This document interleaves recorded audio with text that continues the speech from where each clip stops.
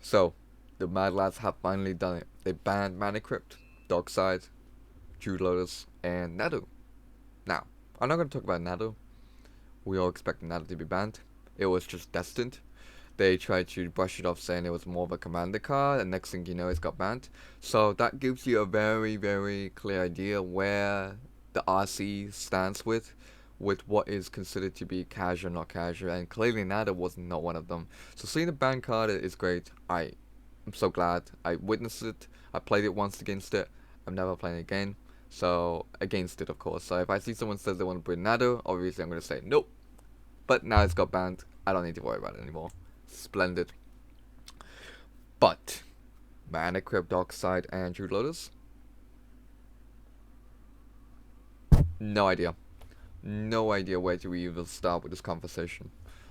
I really excited to see where this will go in the next few weeks of Magic, because this is gonna be my take on this. How I'm not gonna go too deep into like what's going to happen now and what people are saying now. Oh, actually, you know what? I'm gonna say some few things before we go further.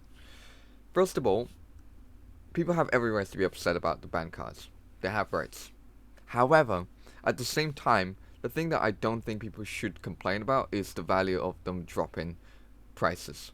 Especially how people who consider Magic the Gathering as an investment and not an actual hobby to play the investment, if that makes sense. So a lot of people treat Magic as some kind of manipulation to the marketing or a loophole to getting glitch money or whatever they want to call it. And they're thinking that, oh yeah, I'm gonna keep this card, and then 20 years later, it's going to give me so much value. You do know that people still play those cards, and you do know those price tags that you pay for don't just have no reason for value. They have a purpose to those values. They have a reason for those values. If you want to go real investment, go for the reserve list. That is a real investment. That's where you get your most of your money coming in. However, at the same time, um, reserve lists are never safe. Never. And gotta be very careful about what you buy with Magic, because I feel like people should not be upset about this type of thing when it comes to investment, because there's a risk to it. And if you get upset about it and you blame it on RC or someone, that's when it becomes like you're dumb. You know? So obviously, if you're upset because you recently purchased a card because you wanted to play it, or you wanted to, you wanted to gift it to someone, or you wanted, XYZ, I totally get it.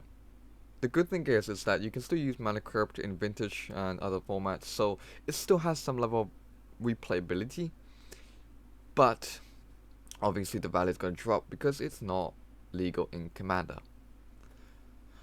So that's my take on the marketing, on the investment for Magic. I myself, as a big fan of Magic Gathering, I've been playing over 5 years. I personally think that this ban is such a interesting effect into the game that we're going to see less of those cards and more of different cards that are considered to be fast mana. And this is very interesting because this is where I'm going to go through this conversation on the future of Magic the Gathering. So, the fact that we are going deeper into the next stage of what's going to happen in marketing and stuff like that, the prices are definitely going to drop significantly in a few weeks' time. At the moment, we can see that the Mana Crypt just dropped prices significantly. It's crazy drop cheap now. And the same goes to Jude Lotus and Dockside, which I just witnessed somebody buying Dockside for £12, which is equivalent to around $15-14. That is the most cheapest thing I've ever seen in my life. And personally, I'm very happy about this because that means that more people were able to afford those cards, regardless of them being banned or not banned. Myself, I'm waiting for Mana Crypt to drop price even more significantly before I can even purchase it, because I'm not going to spend £50 as of right now for the card. Maybe £20 or less, but no more than that. because I don't think a card should cost more than £20, in my opinion. I think there's a valid reason to have it at a reasonable price, but never at 100 or over 100.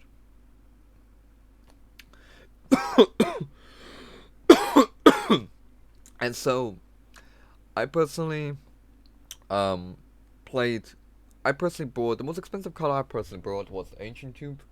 Now, after seeing the ban, I'm scared about the future because this gives a very clear open field and a very clear um awareness of the situation. So this is good because that means that people now aware what they're capable of banning in the future, the time coming. So the odds of fast mana being banned is more likely now in the future than never before. So it's very interesting how they didn't choose to pick specific cards like Ancient Tube, Mox Diamond, Mana Vault, but instead they chose very specifically those following cards. So, wow, it's crazy how things just change overnight. So my boys is mostly the Ancient Tube my drop price, and I can't play the card with it. So it sucks. Like, I spent a lot of money on this card to play it, and if it gets banned, obviously I'm gonna be upset. It's going to look good in my collection, I guess, because you never know, the card might get unbanned at some point. So, I don't think it's worth selling the cards right now. I think they're good for collectibles. I think that may be a time and place where you might want to move to next format that might be legal, or could be a new format that evolves that could be legal in the format. There could be a potential format where there's an EDH where all cards legal regardless, and that is very possible for that to happen. We don't have a format like that exist because we have vintage, but it's not EDH. So just an example where devotion might come in for EDH Commander, because Commander is such a popular format, and I feel like that's where the whole community lies in. There's a reason why Mana Crypt and Dockside and Lotus was so expensive to begin with, and it's definitely leaning on Commander format. Not because of the card itself or effect and stuff like that, but because of solo purpose of Commander. If Commander never existed, I highly doubt those cards will ever be expensive at extent. Ever. Period.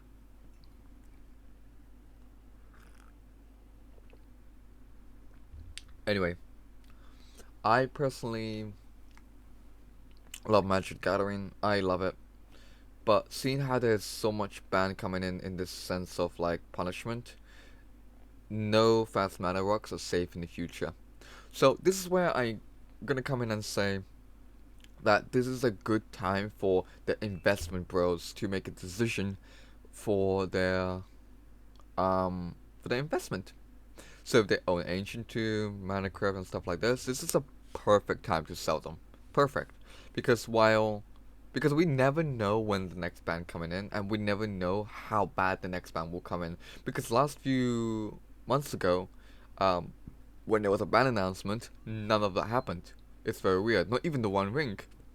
And speaking of One Ring, that's the card I'm very interested to learn when it's going to get banned. It's going to get banned, no matter how you look at it. It's an unhealthy card for the format, completely. And we can go listing on and on and on and on why the card is not healthy for the format. You can argue say the same for Golos, why it was never healthy for the format. Or a card that would tap mana for each artifact you control land, got banned as well. But no. But in my opinion, I think this is a good leaning direction to Magic, and the sense of power level and accessibility to the game. It reduces less complexity in less problems in casual tables. But at the same time, it really screws over people who purchase those cards to play at casual, who are okay to play with the cards, not with the people who expect Mana Crypt. So I can imagine, and what's not actually really bad is that we just had a dinosaur set, literally a few months ago, that had reprint Mana Crypt. So imagine people buying those booster boxes and stuff like that in hopes that I myself was considering doing that as well. I was actually got a bundles and packs And there was one point where like I was really hoping to get Mana Crypt because it was such a popular card. And then I wanted to sell the card to get the other version of Mana Crypt because that's how I am. But now it's banned. Obviously, I'm gonna be upset because I really wanted to play it. But that's why I proxy it. And I do proxy a lot of cards. I think that proxy is also another topic I want to talk about in this discussion. And I think this is also a very, very interesting event that's happened.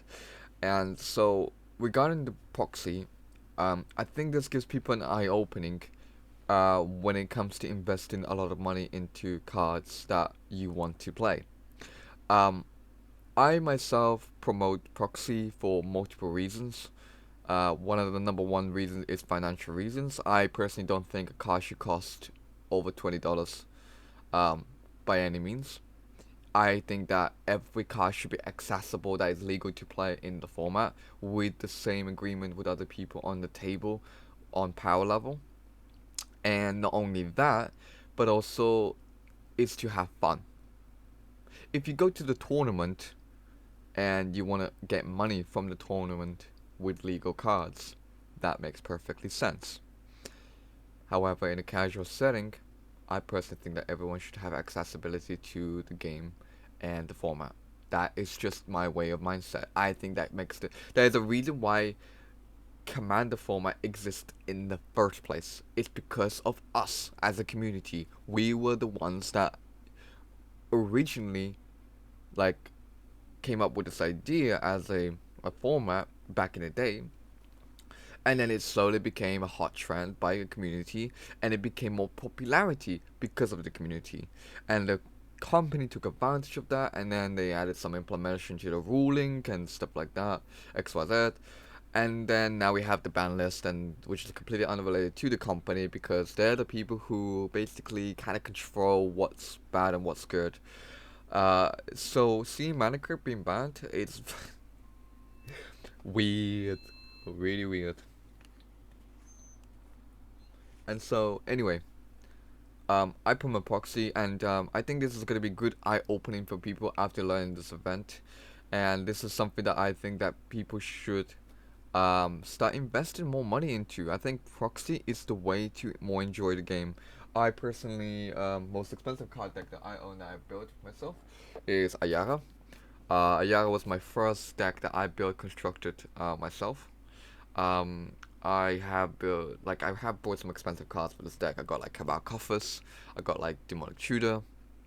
I got some. What do I have here? What are stables? Well, I definitely know I have expensive cards because I remember it was over £800 for this deck. Not a cheap deck. And I saved up for this stupid shit. And was it worth it? Absolutely not. Am I happy? Hell yeah, I get to play them. It's in my collection, I get to play them. And I get to go to local game store or even play it in tournament.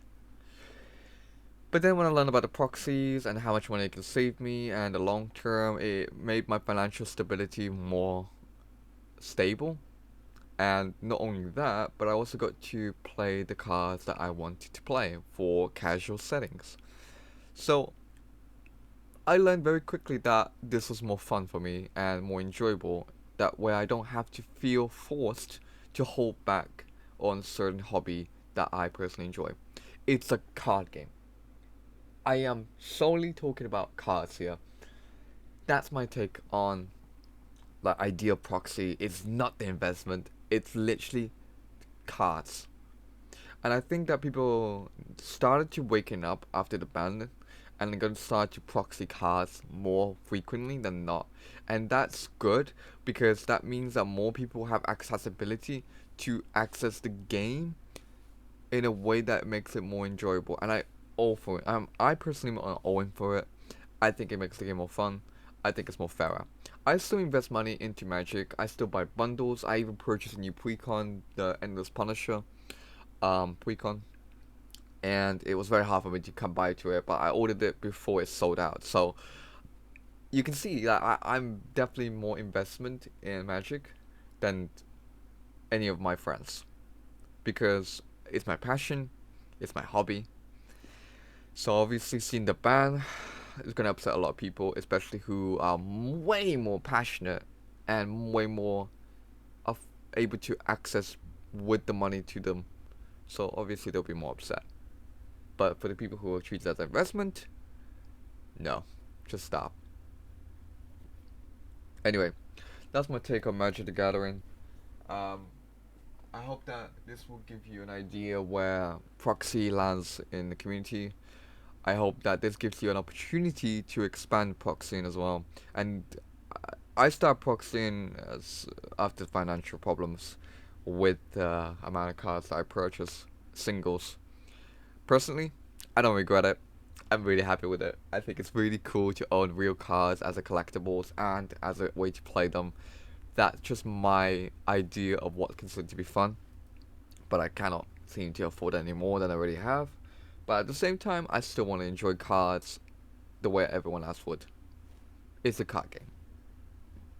Anyway, thanks for enjoying the video. I hope you have a lovely day. And I hope that you able to learn a lot from this video.